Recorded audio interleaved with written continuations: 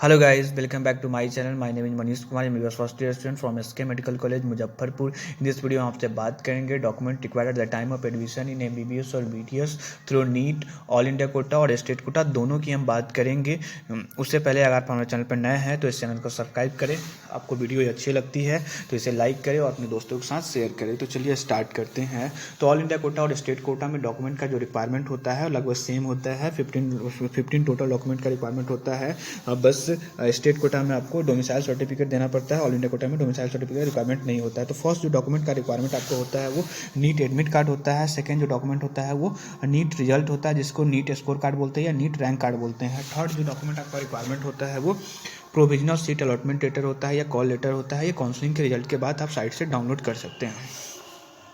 और फोर्थ जो डॉक्यूमेंट का रिक्वायरमेंट होता है वो क्लास 10th मार्कशीट होता है, जो डेट ऑफ बर्थ सर्टिफिकेट के रूप में वैलिड होता है।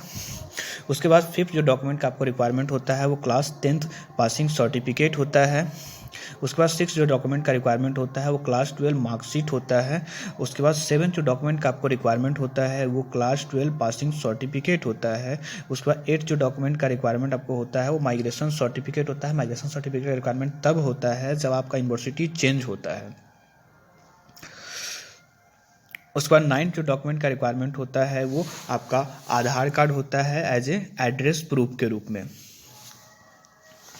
उसके बाद 10th जो डॉक्यूमेंट का रिक्वायरमेंट होता है वो डोमिसाइल सर्टिफिकेट के रूप डोमिसाइल सर्टिफिकेट आपका ब्लॉक लेवल बना हुआ नहीं होना चाहिए। ये डिस्ट्रिक्ट लेवल बना होना चाहिए, या तो एसडीएम से या डीएम से बना हुआ होना चाहिए। उसी तरह आपका कास्ट सर्टिफिकेट भी आपका ब्लॉक लेवल पे बना हुआ नहीं होना चाहिए, या तो ये एसडीएम से बना हुआ होना चाहिए या डीएम से बना हुआ होना चाहिए।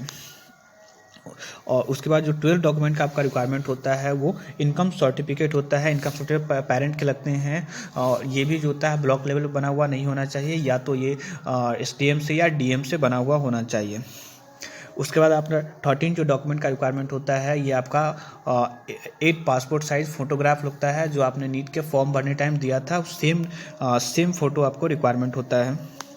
उसके बाद जो 14 डॉक्यूमेंट का रिक्वायरमेंट होता है वो आपका मेडिकल फिटनेस सर्टिफिकेट होता है। मेडिकल फिटनेस सर्टिफिकेट का एक फॉर्मेट आता है, सभी कॉलेज में तो नहीं लगते हैं, लेकिन किसी किसी कॉलेज में मेडिकल फिटनेस सर्टिफिकेट मांगते हैं। तो इसका एक फॉर्मेट आता है जो आपको हम आगे वीडियो में दिखाएंगे। तो इस फॉर्मेट पे आपका नाम होता है, उसके बाद जो रजिस्टर्ड डॉक्टर होते हैं उनका रजिस्ट्रेशन नंबर होता है और उनका मोहर होता है।